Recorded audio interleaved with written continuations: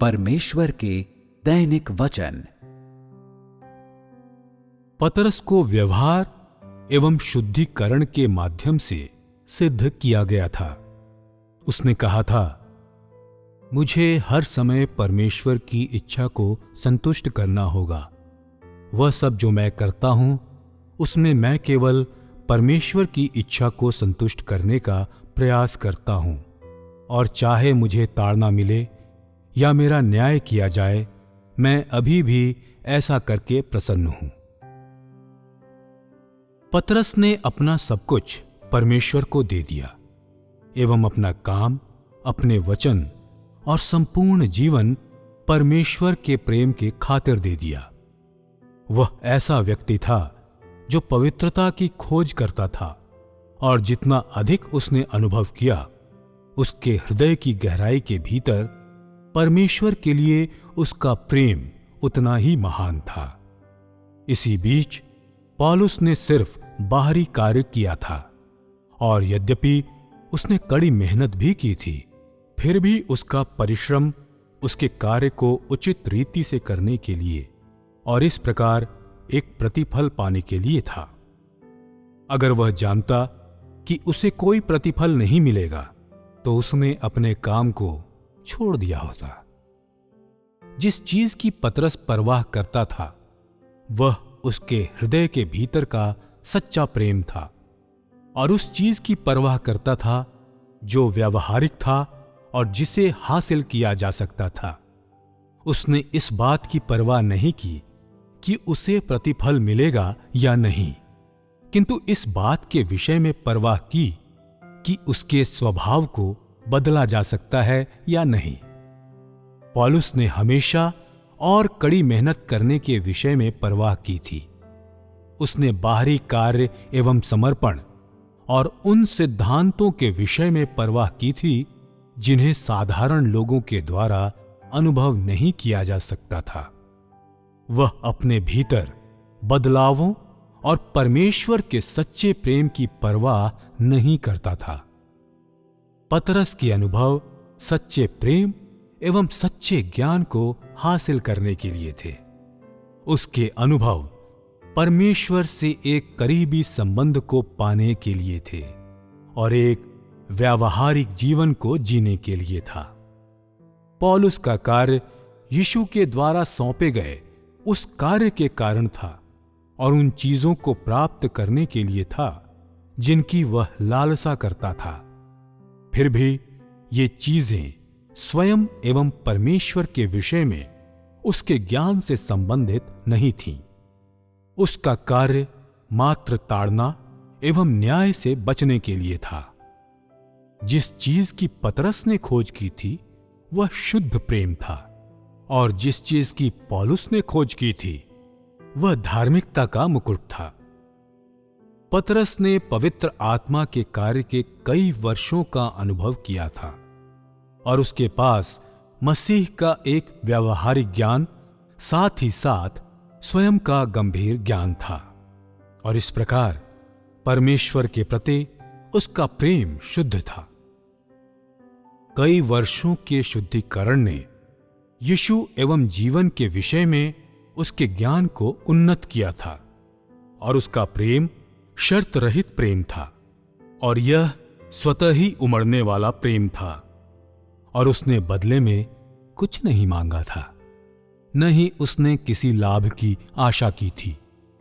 पौलुस ने कई वर्षों तक काम किया था, फिर भी उसने मसीह के महान ज्ञान को धारण नहीं किया था, और स्वयं के विषय में उसका ज्ञान भी दयनीय रूप से थोड़ा सा था।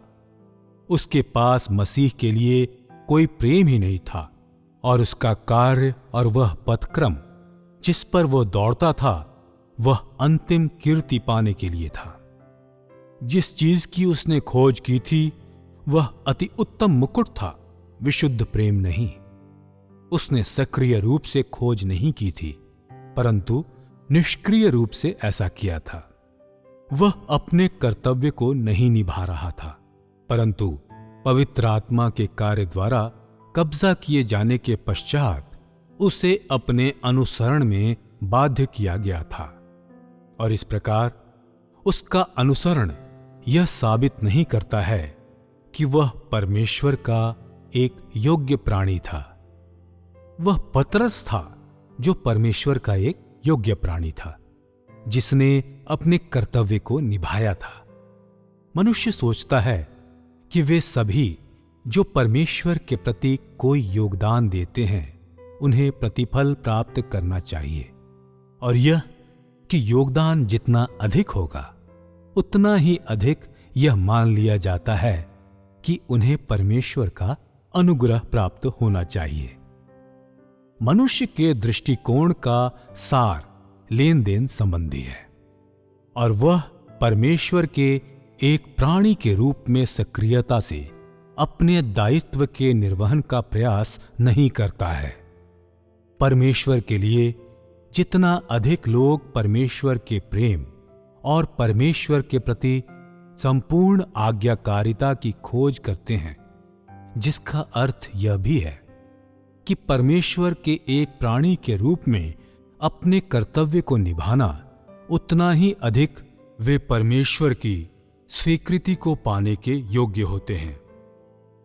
परमेश्वर का दृष्टिकोण यह मांग करता है कि मनुष्य अपने मूल कर्तव्य एवं हैसियत को पुनः प्राप्त करे। मनुष्य परमेश्वर का एक प्राणी है, और इस प्रकार परमेश्वर से कोई मांग करने के द्वारा मनुष्य को स्वयं का अतिक्रमण नहीं करना चाहिए, और परमेश्वर के एक प्राणी के रूप में अपने कर्तव्य को निभाने से अधिक और कुछ नहीं करना चाहिए। पतरस एवं पौलुस परमेश्वर के प्राणियों के रूप में अपने कर्तव्य को निभा सकते हैं या नहीं, इसके अनुसार उनकी नियति को मापा गया था, और उनके योगदान के आकार के अनुसार नहीं। जो कुछ उन्होंने शुरुआत से खोजा था उसके अनुसार उनकी नियति को निर्धारित किया गया था, इसके अनुसार नहीं कि उन्होंने कितना अधिक कार्य किया था या उनके विषय में अन्य लोगों के आकलन के अनुसार नहीं। और इस प्रकार परमेश्वर के एक प्राणी के रूप में अपने कर्तव्य को सक्रिय रूप से निभाना ही सफलता का पथ है। परमेश्वर के सच्चे प्रेम के पथ को खोजना ही सबसे सही पथ है। अपने पुराने स्वभाव में बदलावों और परमेश्वर के शुद्ध प्रेम की खोज करना ही सफलता का पथ है। सफलता के लिए ऐसा पथ ही मूल कर्तव्य की पुनः प्राप्ति का पथ है, साथ ही साथ परमेश्वर के किसी प्राणी का मूल रूप भी है। यह पुनः प्राप्ति का पथ है, और साथ ही यह शुरुआत से लेकर समाप्ति तक परमेश्वर के समस्त कार्य का लक्ष्य भी है। यदि मनुष्य का अनुसरण, खोज व्यक्तिगत फिजूल मांगों एवं तर्कहीन लालसाओं से कलंकित हो जाता है, तो वह प्रभाव जिसे हासिल किया जाता है वह मनुष्य के स्वभाव में हुए परिवर्तन नहीं होंगे। यह पुनः प्राप्ति के कार्य से विपरीत है। यह निस्संदेह पवित्र आत्मा के द्वारा किया गया कार्य नहीं है, और इस प्रकार यह साबित करता है कि इस प्रकार के अनुसरण को परमेश्वर के द्वारा स्वीकृति नहीं दी जाती है। ऐसे अनुसरण का क्या महत्व है जिसे परमेश्वर के द्वारा स्वीकृति नहीं दी जाती है?